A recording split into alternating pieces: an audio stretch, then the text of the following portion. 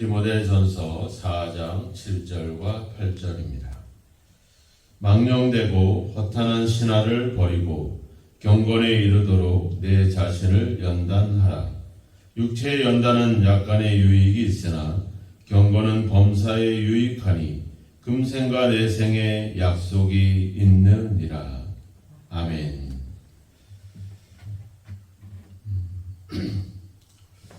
사도 바울은 특별히 교회를 지도하고 또 성도들을 가르치는 사람들이 계속해서 양육을 받고 또 자신을 연단하고 이렇게 계속해서 뭔가 어떤 새로운 변화나 성장이나 성숙함을 위해서 계속 부단히 무엇인가를 해야 되는 그런 훈련해야 되는 그런 과정 속에 있음을 이야기를 하고 있습니다. 우리가 예수를 믿음으로 끝나는 것이 아니라 끊임없이 우리는 좀 더 어떤 주님께 더 합당한 신앙을 위해서 계속해서 뭔가 훈련해 가야 되는 그런 입장이 있다는 것입니다.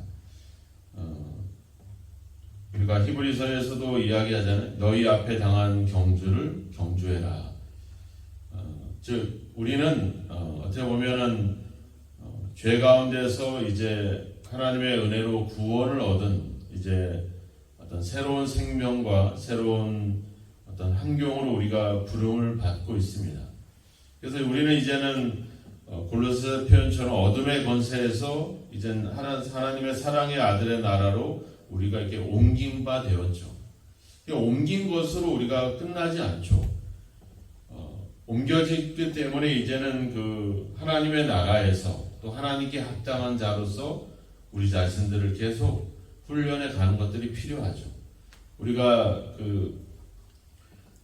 그러니까 예수를 믿는다라고 하는 표현을 성경에서는 우리를 양자로 삼았다. 그러니까 우리가 하나님의 자녀로 입양됐다라는 표현들을 많이 쓰게 되는데요. 우리가 자녀를 입양하면 입양하는 것으로 끝나는 것이 아니라 부단히 서로 내가 그 아이의 부모로서 또 그 아이는 그 부모의 자녀로서 어떤 관계를 유지하고 또 그런 교제를 위해서 끊임없이 뭔가를 해야 되는 그런 과정 속에 있죠. 우리가 자녀를 낳아도 낳은 것으로 끝나지 않고 그 자녀를 양육하기 위해서 많은 헌신과 수고를 하는 것처럼 우리가 그런 과정 속에 있는 거죠. 우리가 예수를 믿는 것으로 끝나는 것이 아니라 나 이제 예수 믿고 구원받았어 라고 끝나는 것이 아니라 우리는 그 하나님의 뜻에 합당한 자로 계속해서 변화되어 가는 그런 과정이 우리에게 필요하다라고 하는 것입니다. 더군다나 하나님의 말씀을 가르치고 성도와 교회를 지도하고 있는 지도자들은 그런 더 많은 훈련과 연단의 과정들이 필요하다라고 하는 것이죠.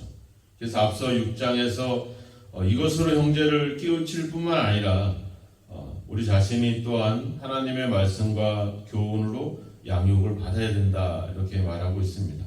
그러면서 다시 반복된 말이지만 망령되고 허탄한 신화를 버려라. 우리가 앞서 1장 4절에서도 신화와 끝없는 족보에 몰두하지 말아라 이렇게 얘기하고 있죠.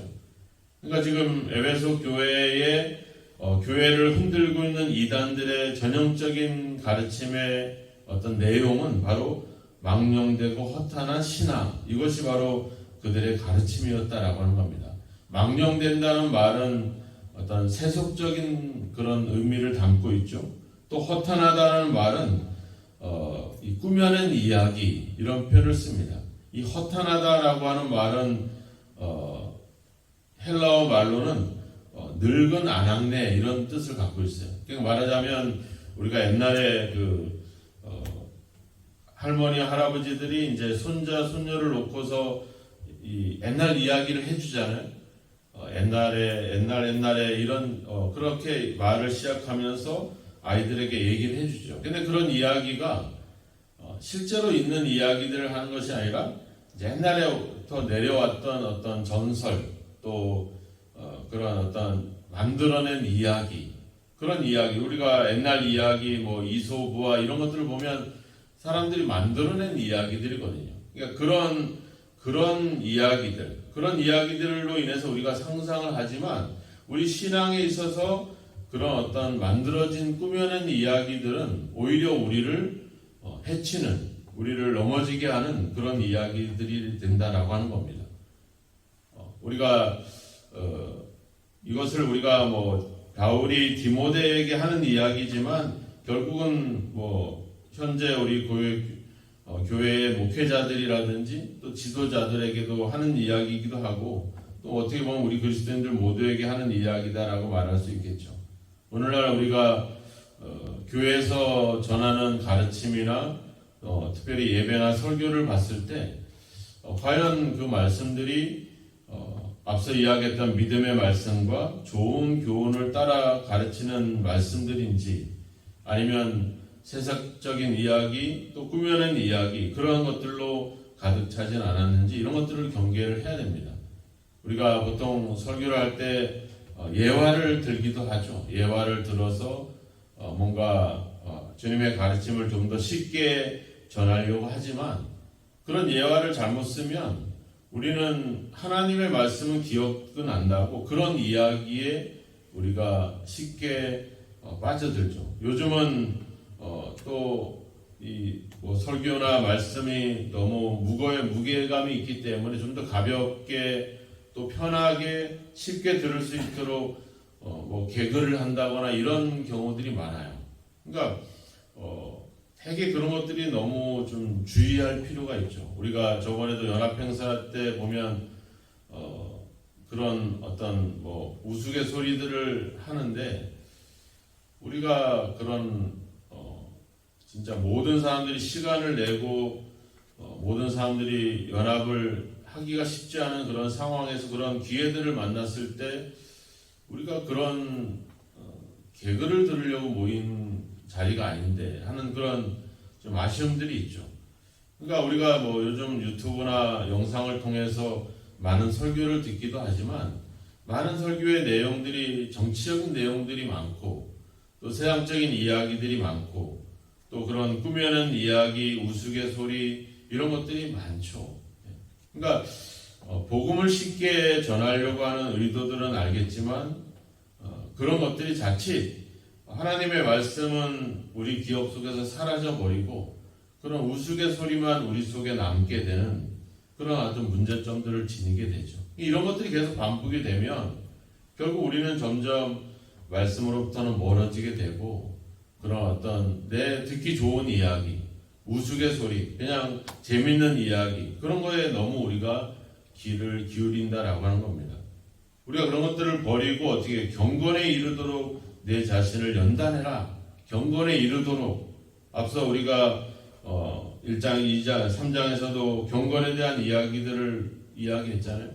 결국 우리가 하나님께서 우리를 불렀는데 그 우리의 믿음이 나아가야 될 어떤 믿음의 방향, 믿음의 목표는 바로 경건이라고 하는 것이죠. 경건이라는 말은 어떤 예배라고 하는 의미도 담기도 있고 또 우리가 또 그 하나님의 말씀을 살아가지고 살아가는 어떤 삶에 대한 이야기도 거기에 다 담겨졌다라고 볼 수 있습니다. 우리가 거룩하고 뭔가 좀 더 신중하고 뭔가 엄숙한 그런 어떤 분위기를 말하는 것이 아니라 바로 하나님의 말씀을 가지고 구별된 삶을 사는 것, 거룩해지는 것. 그래서 앞서 5절에서도 하나님의 말씀과 기도로 거룩하여진다 이런 말을 썼잖아요. 그러니까 우리가 세상에 있지만 그들과 구별된 삶을 살아가는 것. 또 우리가 끊임없이 믿음에서 구원에서 멈추지 않고 이제는 그리스도의 일꾼으로 그리스도의 제자로 더 한 단계 더 나아가는 것. 이런 것들이 다 경건에 이르는 그런 모습이라고 할 것입니다. 그런데 그런 어떤 훈련과 연단의 과정이 없이 그리고 우리가 그저 웃는 이야기들만 가지고 떠들어댄다고 하는 것은 경계를 해볼 필요가 있죠. 토저라고는 학자는 지금으로부터 한 10년 전에 그런 글을 썼습니다. 예배인가 시효인가 하는 책을 쓰게 됐는데 그런 책을 보면은 교회가 예배를 드려도 어떤 그 세상적인 그런 어떤 그런 세상적인 방식들 있잖아요. 쇼를 하고 하는 그런 방식들을 도입을 하죠.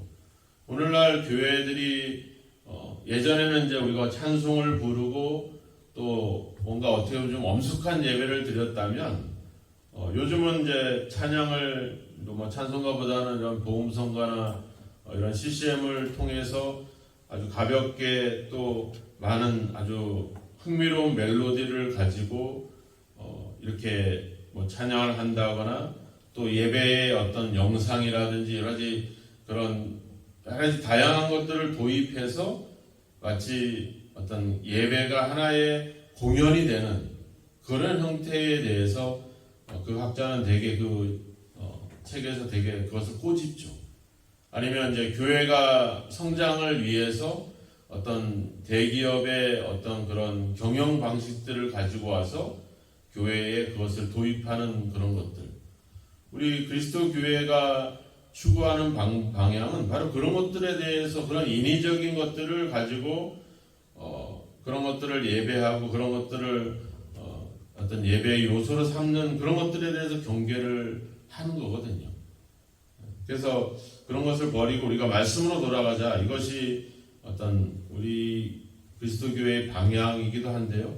어떻게 보면은 오늘 우리가 이런 망령되고 허탄한 신화를 버리고 꾸며낸 이야기들을 버리고 경건에 이르는 것, 이것이 바로 그런 성경으로 돌아가는 그런 것이 아닌가라는 생각들을 갖습니다. 8절에서 이야기하죠. 육체의 연단은 약간의 유익이 있으나, 그러니까 우리가 운동 경기하는 선수들이 메달을 따기 위해서 또 아주 기록을 세우기 위해서 끊임없이 자신을 훈련하고 연습을 하게 되죠. 그런 것들은 또 유익이 있다는 거예요. 약간의 유익이 있다. 그렇지만 경건은 범사에 유익할 뿐만 아니라 금생과 내생에 약속이 있다.